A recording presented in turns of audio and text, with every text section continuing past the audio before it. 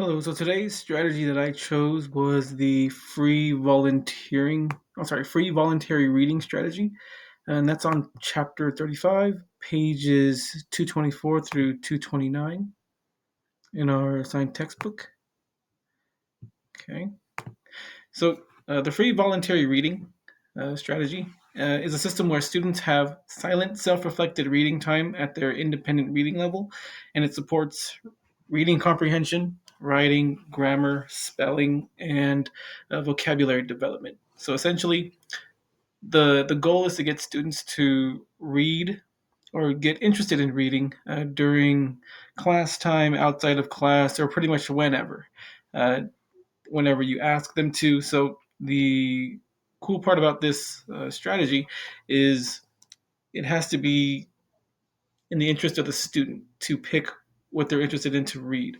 And one of the drawbacks for this strategy is not having enough reading material for all students. So some of the limitations include just a regular library, and just it's not enough books at students level to where they can really accept the challenges that the teacher holds, or there might not be any books that are low enough for English learners to pick up and read. So usually the first step and the most difficult step is tracking each student's reading level and having enough books for all the students to get interested in.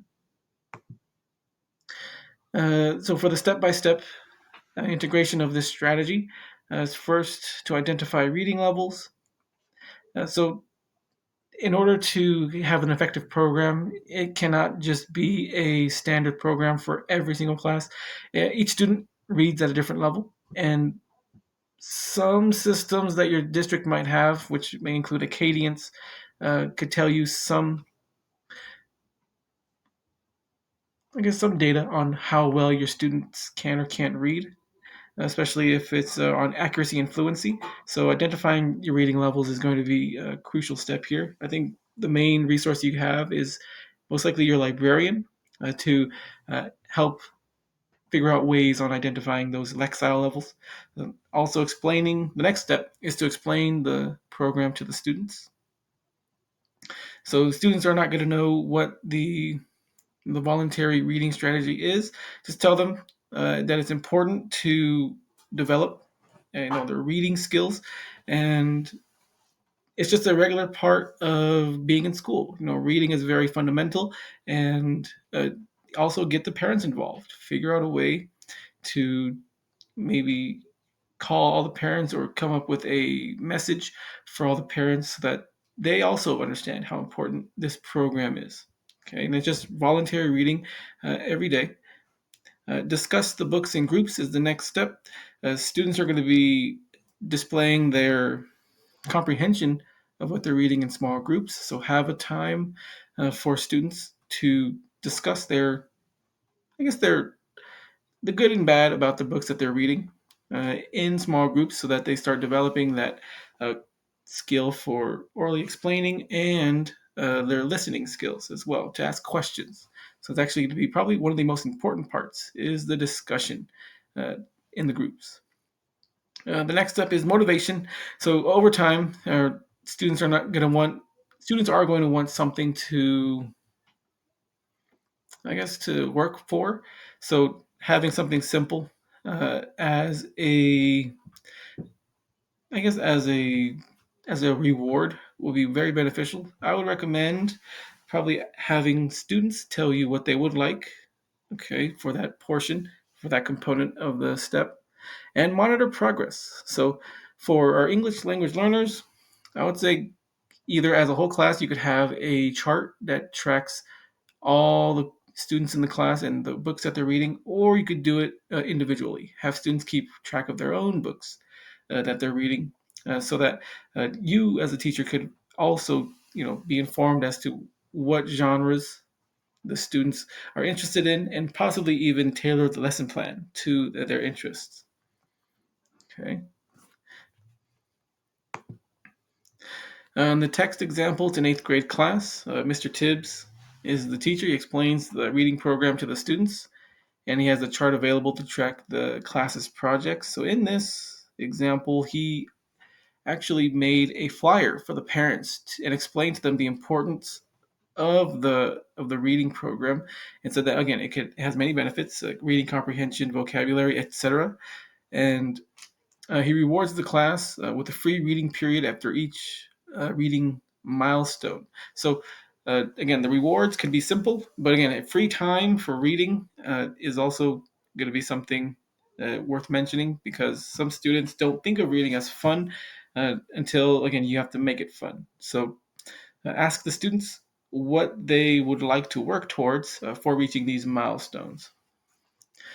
And for my example, I would tell the students that right off the bat, if I think this would be an eighth or ninth grade class, tell them that they would have either a end of the year party as the main major focus of the program at the end of the year, and for these milestones, possibly have a movie popcorn day. And again, it's just very simple. Popcorn is very cheap, and I think we underestimate the power of popcorn as a prize. Just smelling popcorn and the smell of it, especially if it's a passing period, and if I give it at the end of the day or at the end of a period for a class, the other next class coming in smelling it will actually most likely want some of the popcorn. But again, it's just a goal for the students to reach and something for them to work towards.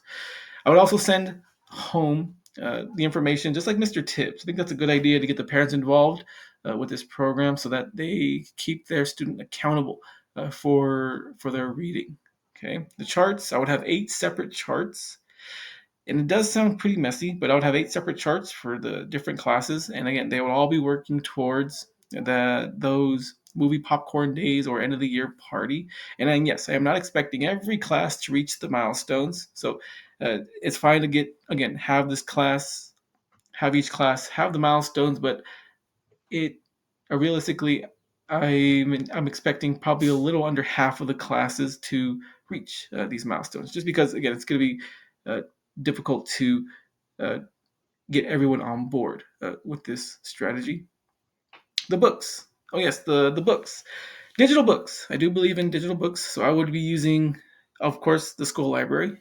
And Epic Reading is a website, and it has free books on there as well. Up until I believe it's all the way up until 3 p.m. Up until school ends, I believe, when it's free. So it's free during school hours for students to use, and or they can use a public library.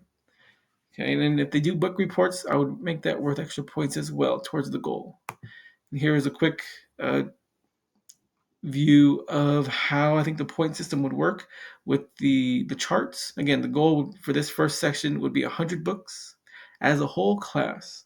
Okay, I know this seems like a lot, and I think I'll probably put markers here, stickers, just like they did in the example, to track however many we did in the class. But again, if each student reads one book, that's a third of the way there. Each student reads 2 books, you're going to be pretty much 2/3 of the way there. And again, if each student reads 3 books by the end of the first quarter, and then again for the second quarter, right? So it's going to be each class will have their own for nonfiction, narrative, opinion, informative, and if you reach this first milestone, popcorn movie. And if you reach the second milestone, it's going to be I think end of the year party, and then as a whole class, if they reach 500. Again, you can think of any other item to do as well. Maybe a field trip could be something that you work towards as well. Okay. The approximation behaviors for fourth through eighth would be to express personal likes and opinions of books and read for pleasure. Okay. Read increasingly more difficult books for pleasure. So the goal again is to get students' lexile levels up, or I'm sorry, the fluency, get students' fluency up and reading comprehension up. So start with where they're at so that you can build to get them to their goal, to the grade level expectation.